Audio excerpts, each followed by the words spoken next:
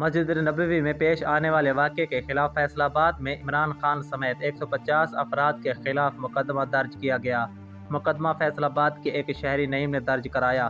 مقدمے میں سابق وفاقی وزیر فواد چودھری، شہباز گول، شیخ رشید، قاسم سوری، راشد شفیق اور نیل مسرت کو بھی نامزد کیا گیا۔ مقدمے میں نامزد شیخ رشید شفیق کو گرفتار کر لیا گیا ہے، جو شیخ رشید کے بھتیجے اور تحریک انصاف کے MNA ہیں۔ مقدمے میں توہین مذہب کے دفعات سمیت 4 دفعات لگائی گئی ہیں، جن کے تحت عمر قید یا سزائے موت ہو سکتی ہے۔ FIR میں کہا گیا ہے کہ مسجد نبوی صلی اللہ علیہ وسلم میں پاکستانی زائرین کو ہراساں کر کے شعائر اسلام کی انجام دہی سے زبردستی روکا گیا۔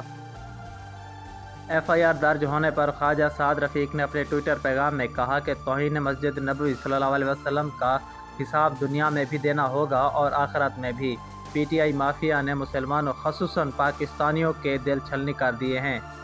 خواجہ سعد رفیق نے مزید کہا کہ توہین مسجد نبوی صلی اللہ علیہ وسلم کے مجرموں، ان کے اعلانیہ سرپرستوں اور سہولت کاروں کے خلاف اب قانون اپنا راستہ بنائے۔ ہنا پرویز بٹ نے شیخ رشید کے بھتیجے کی گرفتاری پر رد عمل دیتے ہوئے کہا ہے کہ FIR نے مسجد نبوی صلی اللہ علیہ وسلم کی بے حرمتی میں ملوث شیخ رشید کے بھتیجے کو گرفتار کر کے بہت اچھا اقدام کیا۔ انہوں نے مزید کہا کہ ان تمام لوگوں کو گرفتار کر کے جیل میں ڈالنا چاہیے جنہوں نے مسجد نبوی صلی اللہ علیہ وسلم کی بے توقیری کر کے کروڑوں مسلمانوں کے جذبات کو ٹھیس پہنچائی۔